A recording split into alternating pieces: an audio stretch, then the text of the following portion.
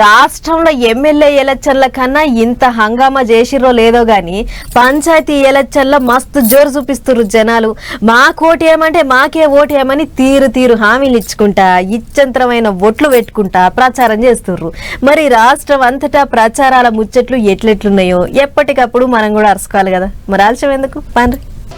తెలంగాణ అంతటా ప్రచారాలు రోజుకింత జోరుగా అవుతున్నాయి. మూడో విడతల నామినేషన్ వేసిన వాళ్ళకు గుర్తులు రాలేదు గాని మొదటి విడత ఇంకా రెండో విడతలు వేసిన వాళ్ళు గుర్తులు పట్టుకుని బజారు తిరుక్కుంటా ఓట్లాడుతుర్రు. ఇట్లనే కోనరాం జిల్లా టీసీర్పూర్ లో ఒడ్డేటి నాగమణి నానయ్య అంటోళ్ళు మొదలు చేయి పార్టీ తరపుకించి నామినేషన్ వేసిర్రు. మరి తెర వెనుక ఏమైందేమో తెలియదు గాని వేసిన నామినేషన్ విత్డ్రా చేసుకుని ఉన్నట్టుండి పువ్వు పార్టీ కండువా కప్పుకురు. అటు వెనక బీజేపీ పార్టీ అభ్యర్థిగా బరిలో నిలబడరాట. ఇక సూర్యాపేట జిల్లా నాగారం సర్పంచ్ అభ్యర్థిగా గుంటకండ్ల రామచంద్రారెడ్డి అనే ఈ 90 ఏళ్ల పెద్ద మనిషి నిలబడ్డాడు. ఈయన మన మాజీ మంత్రి గుంతకండ్ల జగదీష్ రెడ్డి సార్ వల్ల నాయన. అయితే జగదీష్ రెడ్డి సారు సర్పంచ్ కుర్చీని ఏకగ్రీవం చేద్దామని బానే తనలాండాడు గాని అటు దిక్కు చేయి పార్టీ వాళ్ళు అస్సలు కుదరదనేసరికి ఓట్లకు పోవాల్సి వచ్చింది. అందుకే అలా నాయన రంగంలో దించి ప్రచారం చేపిస్తుండు. గిట్లా ఈ పెద్ద మనిషి చూత వయసు మీద ఉన్న లెక్క మస్తు జోరుగా ప్రచారం చేస్తుండు.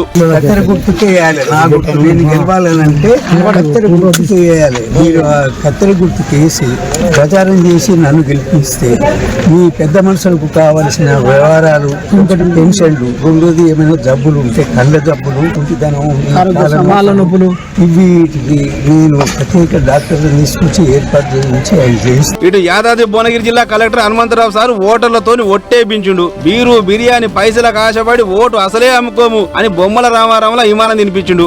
జరగబోయే గ్రామ పంచాయతీ సర్పంచ్, వార్డు మెంబర్ల ఎన్నికలలో మాకు నచ్చిన మేము మెచ్చిన అభ్యర్థికి ఓటు వేస్తామని ఇందు మూలంగా ప్రతిజ్ఞ చేస్తున్నాము.